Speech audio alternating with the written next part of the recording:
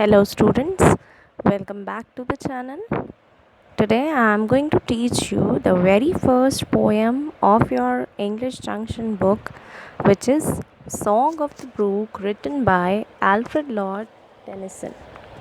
He was the poet laureate of Great Britain and Ireland during much of Queen Victoria's reign and remains one of the most popular British poets today. So, let me tell about the poem now. In this poem, the brook has been personified. So, it narrates its story in the first person and tells us how it passes through the high mountains, through terrains, deep valleys, and finally overcoming all the hurdles of the way, reaches its destination. That is the overflowing river. The brook represents nature and also it tells about the permanent that it is permanent while the life of human being is impermanent. Human beings take birth on this earth, grow up and then die. But the brook goes on forever.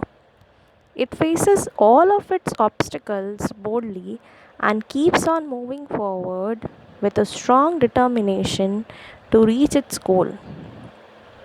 So, if you see the poem from 1st to 13th line, that is, I come from horns of coot and horn till, but I go on forever, that is the third stanza, last line. Then, here in the very first line, the brook tells us about its origin.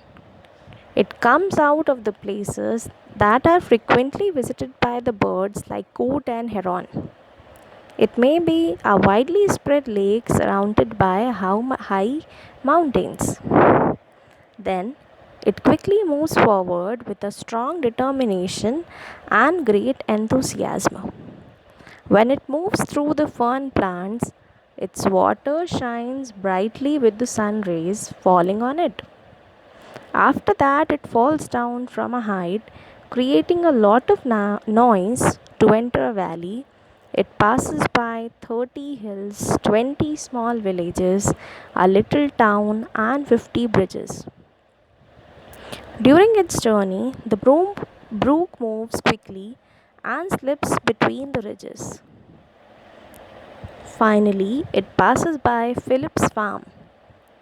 The Philip's farm is the landmark as the last point of the journey, and after that, it joins the river whose water is full to its brim.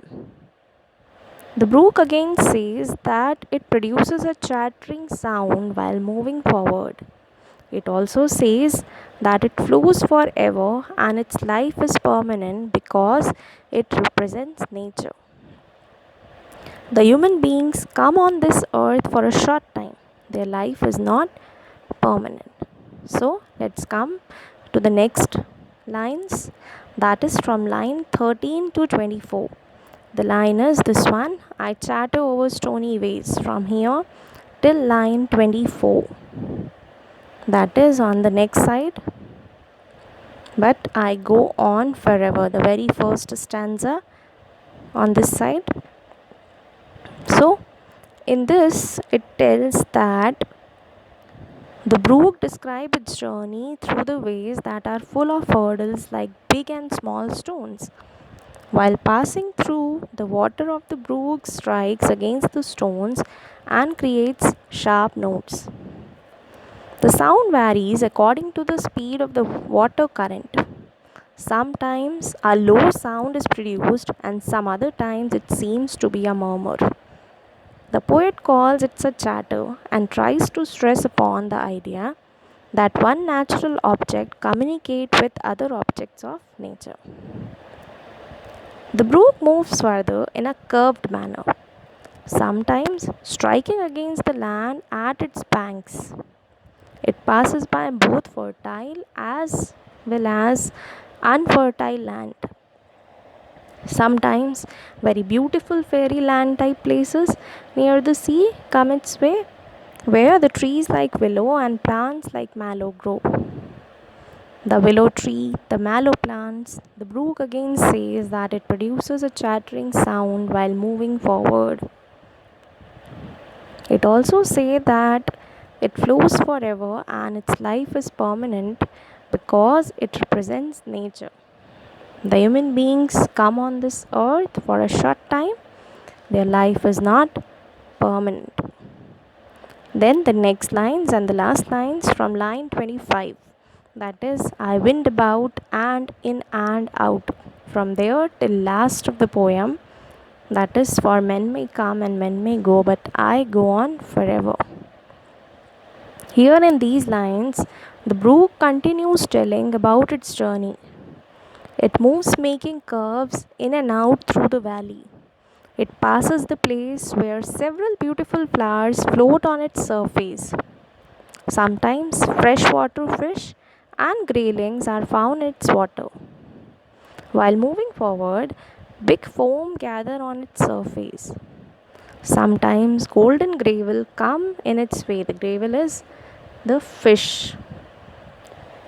The flowing water of the brook strike against it and some breaks are created due to that. The water becomes silvery bright due to sun rays falling on it. The strong current of water of the brook draws the gravel with it. It keeps on flowing to join the brimming water of the river. It also says that it flows forever and its life is permanent because it represents nature.